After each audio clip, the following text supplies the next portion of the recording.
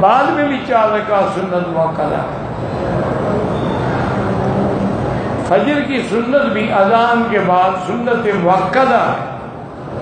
اور یہ 2 رکعتیں حضور پاک کو بڑی محبوب تھی۔ آپ نے فرمایا کہ خیر من الدنیا وما فیہا، اگر ساری دنیا کی مجھے بادشاہی مل جائے اتنی خوشی نہیں ہوگی جتنا 2 رکعتیں پڑھ کے ہوتی ہیں۔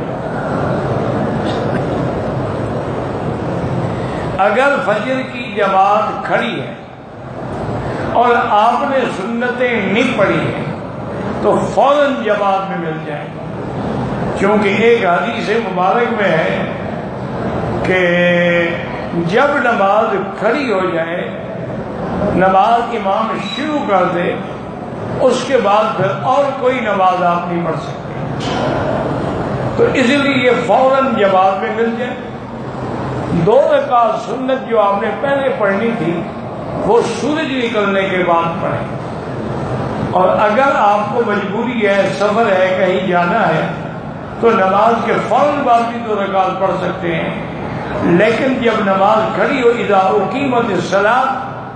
فلا صلاۃ الا المکتوبہ، کہ جب نماز کھڑی ہو جائے تو اب صرف اسی نماز کو پڑھیں جو کھڑی ہے،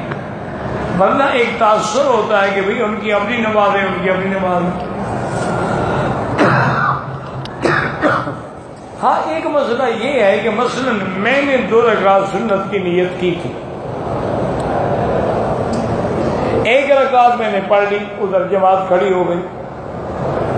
تو اب اگر مجھے یقین ہے کہ میں جماعت میں مل جاؤں گا تو دوسری رکعت مکمل کر کے مل جاؤں، کیونکہ میں نے نماز کھڑی ہونے کے بعد نماز شروع نہیں کی۔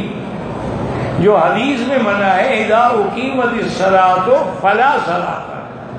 جب نماز کھڑی ہو جائے اب اور نماز کی نیت نہ کہ میں تو پہلے کہہ چکا تھا۔